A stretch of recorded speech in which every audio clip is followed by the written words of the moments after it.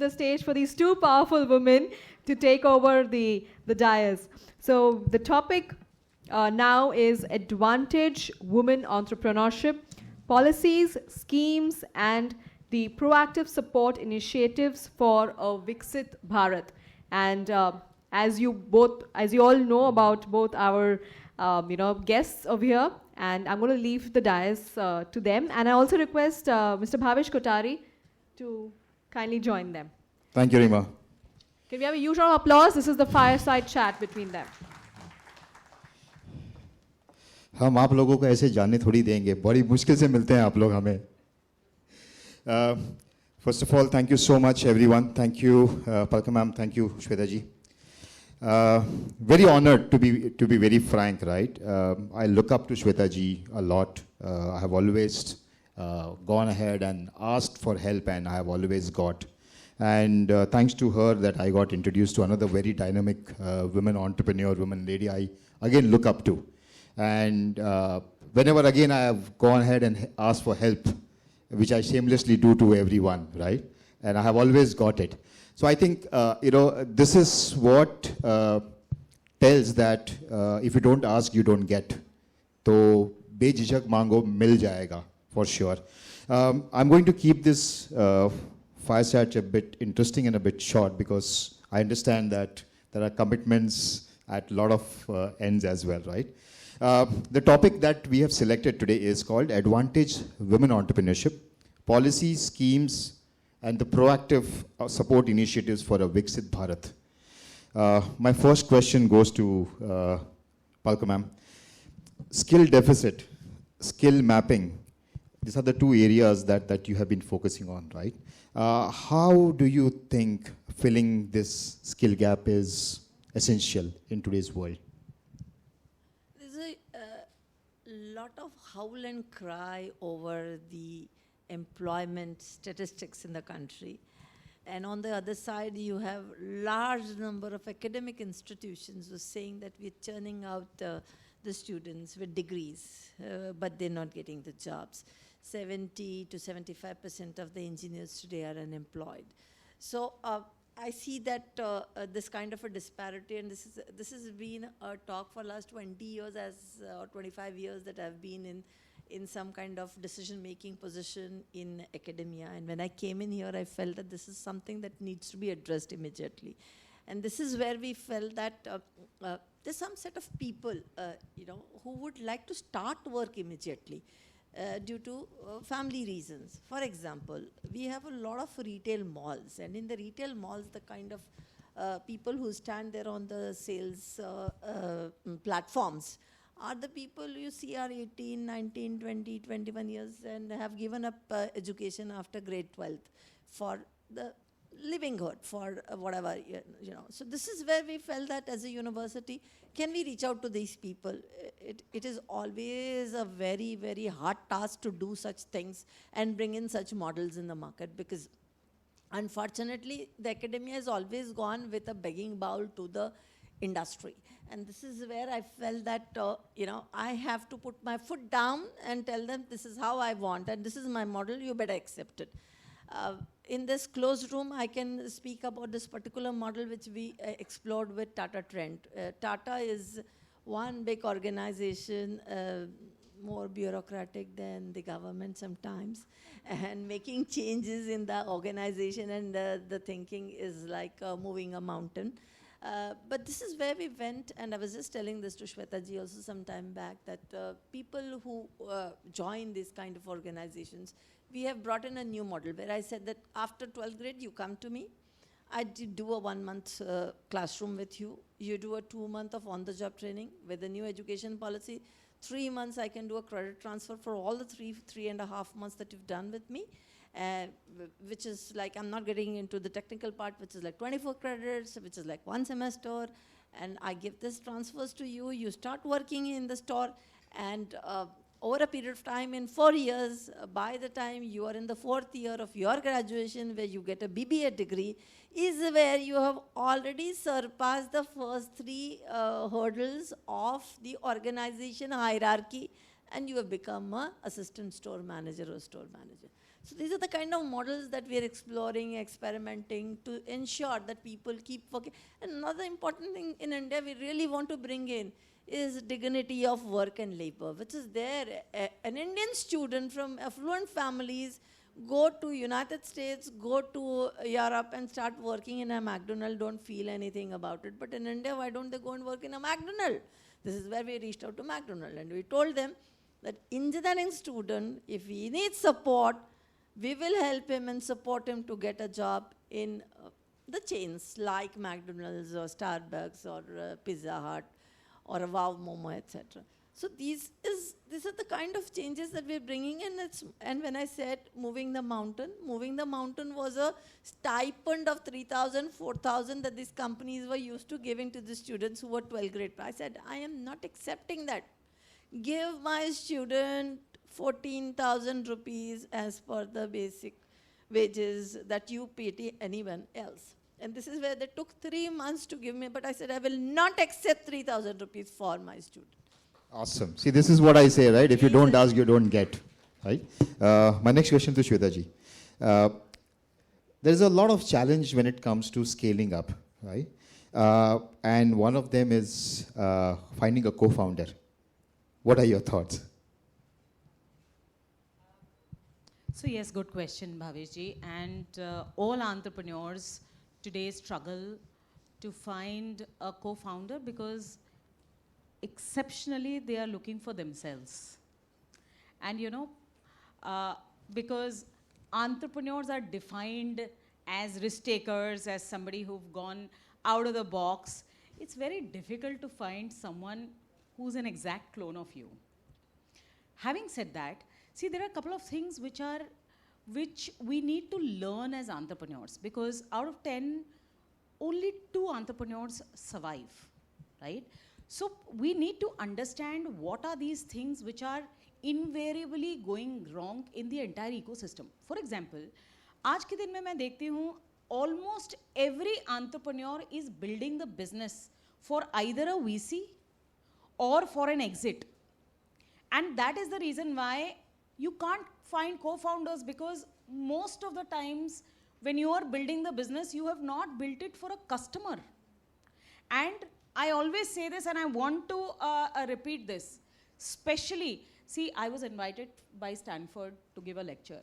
And when I went there, it was an MBA college, and I told them कि देखिए आपके यहाँ आपको मैनेजमेंट कोर्सेज करने पड़े मैनेजमेंट सिखाने के लिए, हमारे यहाँ तो पूरा समाज है, और समाज क्या, हमारे पास एक पूरा स्टेट है गुजरात जो अपने बच्चों को पैदा करते ही यही सिखाता है कि धंधा कैसे करना है. पूरा समाज है मारवाड़ी जो जिनके खून में धंधा है. So why and have you ever found a Marwadi family which has a problem of a co-founder? No. Absolutely. Because they entrust people. Now the classic problem while you go out looking for a co-founder is that you do not map your own skill set. You were just asking about skilling. See, I need to bring one particular competency on the table. My other co-founder has to bring a complementary competency on the table. So if I'm scared of finances, I need to look for a co-founder who's good in finances. Second, see, 10 में से 2 entrepreneurs successful हो रहे हैं और बाकी fail हो रहे हैं. Which means in my own sector, there is another person who's struggling.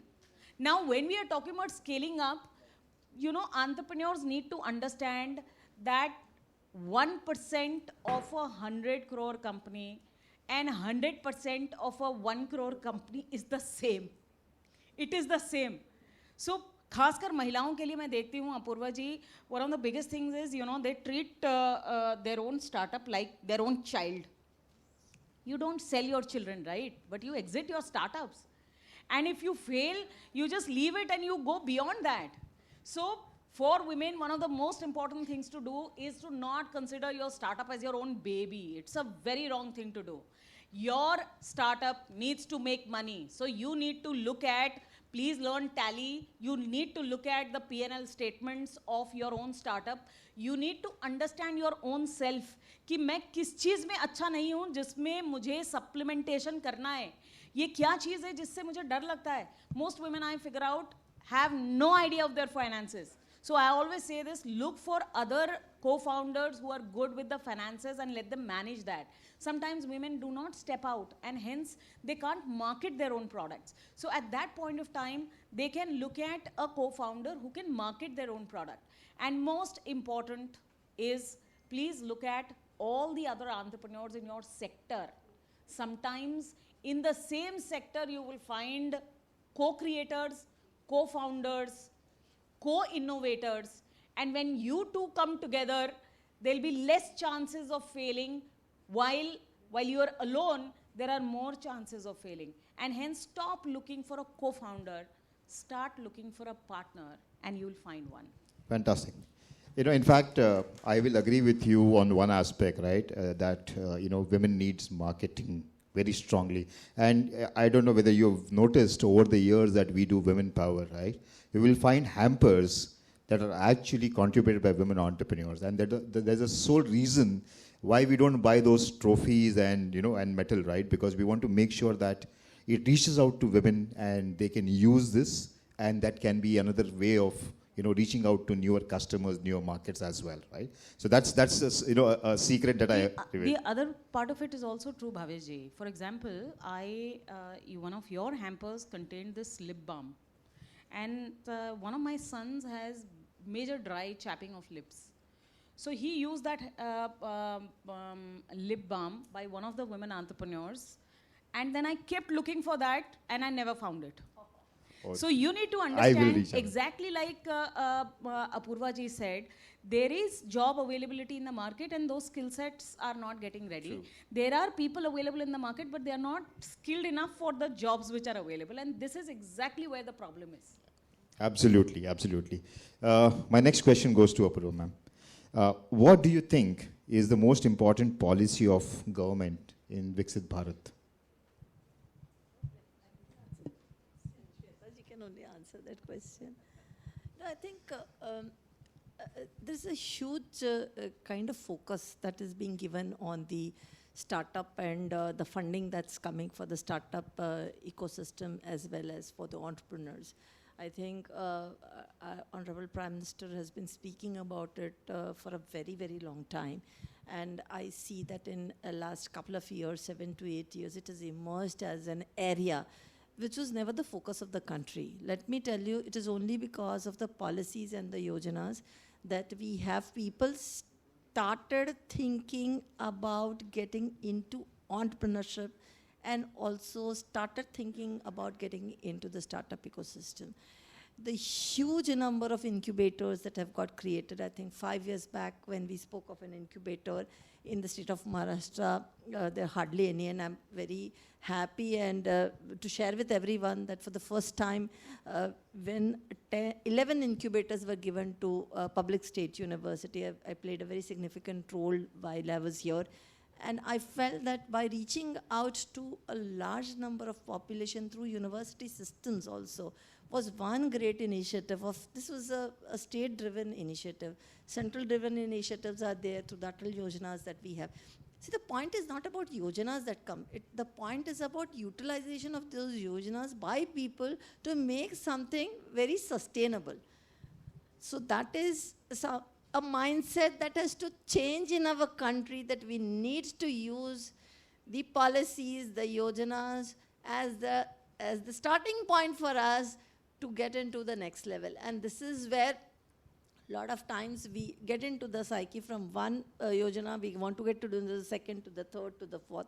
And this is to break somewhere. So that is what I feel is very essential, rather than speaking what are the yojanas that are coming, then the fact that how do you use those yojanas. Another important point, because I have been professing startup ecosystem for a long time, and I have focused a lot on these areas. The second area, which is again very close to the work that I do, is the skilling ecosystem, where for a long time, I think for almost 8 years, we have PMKVY, PM KUA, all those yojanas are there, which is benefiting a large. Now the Vishwakarma Yojana, which has come to, where we are trying to glamorize a cobbler and mochi hai, ye hai, in सबको glamorize करने के लिए हम सरकार की तरफ से जो योजनाएं आ रही हैं, I think these are a tip of the iceberg of what is being done by the government, which I can, in 2 minutes, I cannot tell about all the yojanas, but the areas where I am focusing on, I have found that and it has created large number of entrepreneurs. Let me tell you, these yojanas at the back end has created large number of entrepreneurs. I was quite shocked and surprised that when I was struggling a bit with mobilization for short-term courses, I reached out to a few people and I found that this set of 3 women who came to me, they are the greatest mobilizers in the retail sector. So they have set up a company and it's an NGO working for the cause of the people who are downtrodden to bring them into the mainstream through the skilling ecosystem and getting them jobs. So I think this is a huge work that's happening at the government level, and we should all leverage this, is all I can say. Wonderful. I think commendable, especially in the rural space. Shweta ji, what do you think? Bhavesh जी 12:31 हो रहे हैं, 5:31 तक मैं बात कर सकती हूँ कि कितनी योजनाएं हैं. So I don't think you should get there. But if you ask my personal favorite, I can tell you this. And because we are sitting in a room filled with women entrepreneurs, I think by far the game changer in the country is ONDC, and is going to be further ONDC. I'm surprised by how people have not been enthralled and people are not yet understood what ONDC can offer to them. अगर मैं यहाँ पे raise of hands करूँगी तो 50% of people will not know what ONDC is, and out of the 50% who would know would not have registered and not be network partners or supply partners or nothing. But let me tell you, ONDC is going to be the game changer, especially for women entrepreneurs, because the only takeaway that we have had since morning that we have been discussing is marketing is a big challenge for women entrepreneurs. And I think ONDC is going to be open network distribution channel where the government is giving you a platform. It's like UPI. So you can all integrate your own products onto ONDC, and the government is going to make the visibility available for you. So ultimately, all you need to do is to focus on building your own product in the quality that you desire to be given to the customer, and the government and the network is going to be responsible for marketing your product. The only fact of the matter today is that we need more and more people to trust ONDC and to embark on that journey. And I can guarantee you, like UPI has transformed India and brought in financial inclusion, e-commerce is going to disrupt with ONDC. And you, by the next year that we sit here, you will realize that most people who are going to be supply partners on ONDC are going to be women and will come from the MSME sectors. Fabulous. In fact, there is a 20% reservation also for women/MSMEs from procuring goods by the government institution as well, right? Let me quickly move to a very, very interesting session that I always keep, right? Which is a rapid fire session, okay? Because I'm going to make sure that I'm going to wrap this up ASAP, right? So let me ask you, Shweta ji, what's your favorite book? Favorite book? I think I have a lot of favorite books. One. But Fountainhead remains my forever favorite since I first read it in class 6th. And till today, I've been coaxing my children to read it. They refuse to read it. I read it 3 times and then understood it. My children have just read it once, and I have assured them that the second time they will understand the book. Awesome. Let me tell you something very quickly. Ayn Rand is something that gave me my husband. See? Oh, awesome. Oh, actually, that's even more interesting. Really? Yeah, and because at that age I read, and this was a conversation that I had with him, and he was so impressed that I read Ayn Rand. Oh, wow. That's superb, yeah. This is really good. So I consider your Ayn Rand also, Fountainhead would be your favorite book? No, her favorite book has to be different. No, it's the same. Oh, see? What's your favorite punchline? अब की बार 400 पार. Break the glass ceiling. Break the glass ceiling. I already said that. So. So what do you do early morning, ma'am? Early morning, I get up. And do what? That's the question, actually. Okay. First and foremost, I firmly believe in gratitude. So I think first thing I do is gratitude. I'm just thankful that I have gotten up. I'm thankful that I have what I have. And I'm thankful that this day is filled with opportunities that is up for grabs. And most importantly, I'm thankful that I'm blessed to be in a place which is called India, which is the future and which is opening up extremely big, heavy doors for people like us who are just commoners, you know. Fantastic. So gratitude. What about you, Palkar ma'am? The start of my morning has changed in last couple of years, and last couple of months have been the very tricky ones, where I get up in the morning with my granddaughter, and I love being with the grandchild of mine. I spend as much as time as I can, and then I'm a homemaker for half an hour, 45 minutes. And then I get into the work mode. So that's how I plan my day. And in that, I find 10 minutes to stand in front of God as well. Fantastic. One regret that keeps you haunting? Any of you? Very quick. Regret? I don't have regrets in life. I don't have regrets in life. And you should not have regrets in life. So I don't think I regret anything. I'm just very happy, very thankful, very content to be in the place that I am. I think if I have to stand in front of God, I will ask Him to, I'll be just very thankful to give me the same life, same opportunity once again next time. Superb. Palkar ma'am.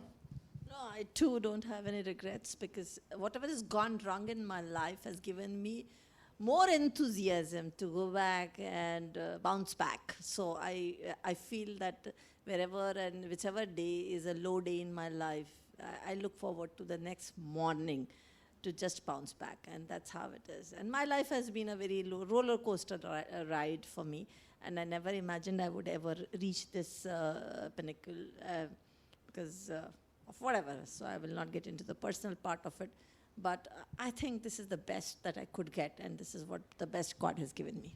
Fantastic. This fountain thing has actually sparked a thought on my mind, right? And I'm going to ask that same question. How do you see your man supporting in you in your workspace or in your journey? My man? I think it's the men in my life. It is a man that I'm sitting here for. It is, I think it was because of my father that I am who I am. You heard the story of Apoorva ji when she spoke about her father.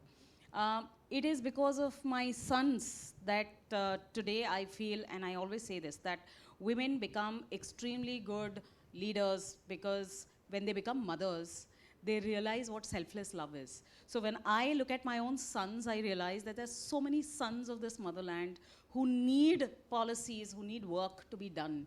And hence I just thank my sons, because every time I look at them and they look at me, they know that their mother is doing something important, and that's why she's not available 100% of the time.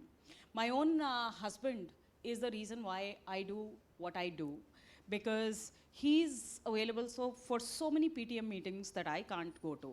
He is available to tell the cook what needs to be cooked that I can't do.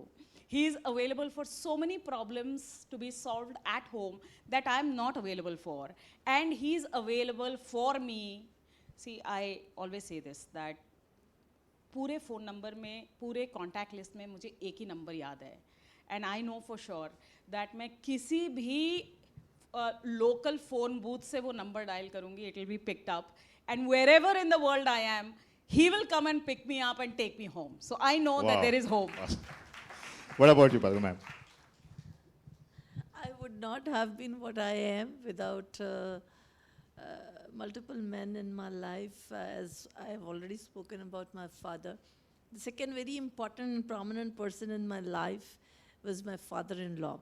And he's somebody who used to, now he's no more, But when he was there and I was a young bahu in the house, and as expected for a Diwali or Dasara, where women sit and make a lot of chaklis and ladus, etc., is where he would come and tell me and my mother-in-law, both of them, you are not supposed to be doing this and spending your time and energies.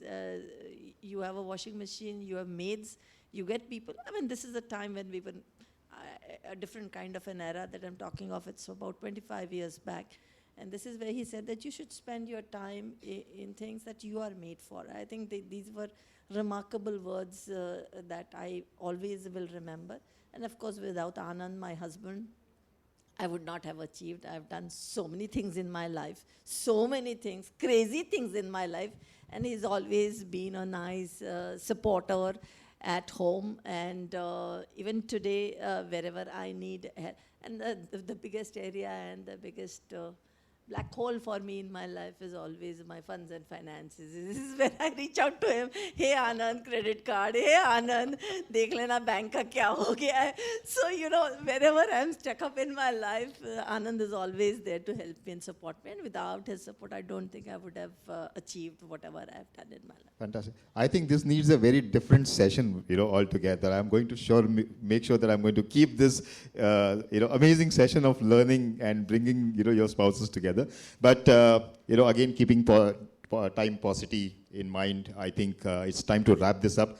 I am sure, as I enjoyed I hope every one of you also did enjoy this session. Thank you so much once again. On behalf of all of us at Billennium Divas and all the divas here, I thank you so much for joining us.